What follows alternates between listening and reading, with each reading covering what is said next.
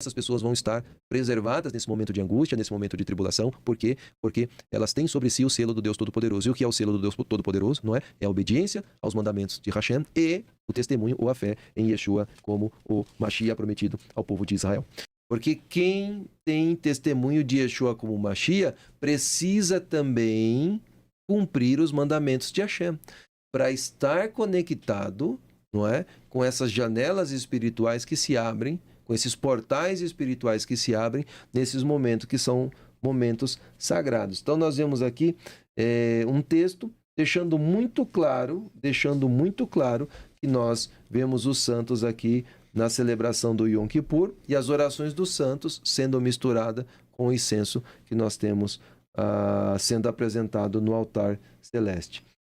No Apocalipse capítulo 7 também, Gabriel, depois da reunião das 12 tribos, eu gostaria de ler aqui o verso 9 até o verso 14, e você lê com todas as pessoas que estão nos acompanhando.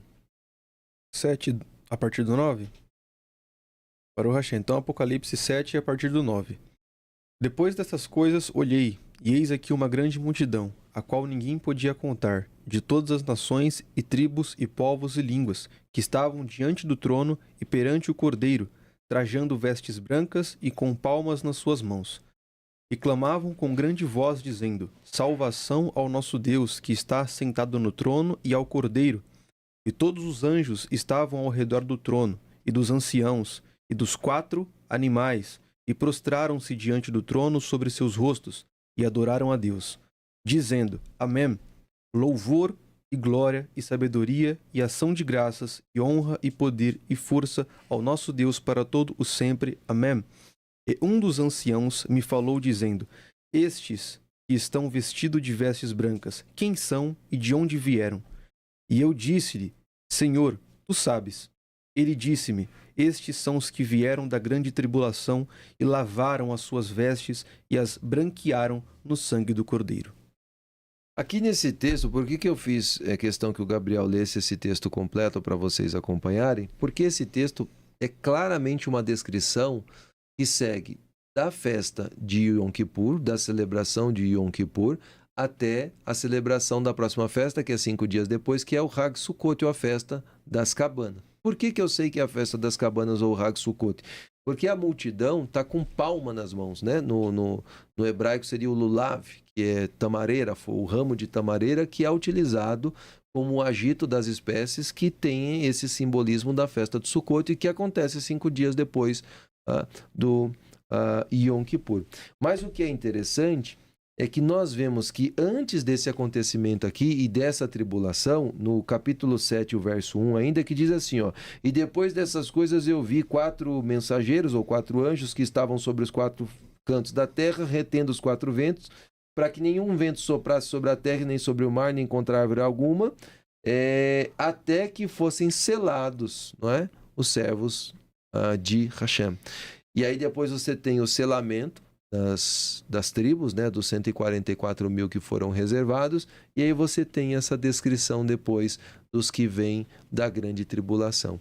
O que nós acreditamos que seria essa grande tribulação? Seria exatamente esse período que nós conhecemos como Yamin Noraim, que seriam os dias temíveis entre o Rosh Hashanah, né, entre o Rosh Hashanah e o Yom Kippur. Então, nesses 10 dias temíveis, que são dias de temor, é quando nós acreditamos que os juízos são decretados sobre toda a terra. E nós vemos isso muito claro, por quê? Porque no Rosh Hashanah até o Yom Kippur, nós fazemos o toque do shofar todos os dias.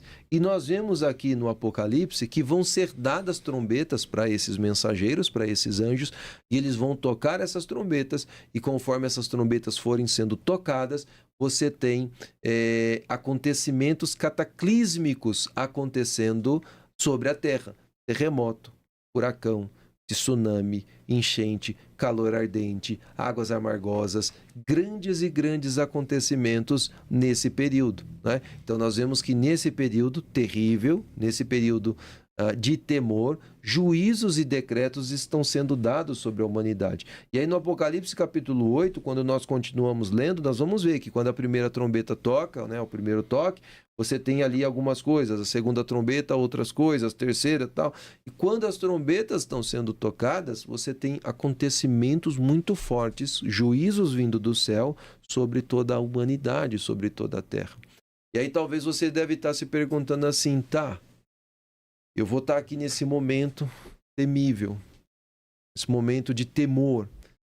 E o que vai ser de mim? O que vai acontecer comigo? Né? O que eu faço? Eu vou para as montanhas? Eu vou para um bunker? Não é? O que nós acreditamos? Tá? Nós que temos o testemunho de Yeshua como o Mashiach prometido ao povo de Israel. Nós acreditamos que nesse tempo de aflição, assim como nós tivemos juízos de Hashem sobre a terra do Egito, e houve saraiva, a praga nas águas, insetos e uma série de coisas, granizo, tudo essas pragas, sobre o povo de Israel, não aconteceu. Por quê? Porque o povo de Israel estava escondido, não é? Estava escondido debaixo da obediência e da proteção do Deus Todo-Poderoso.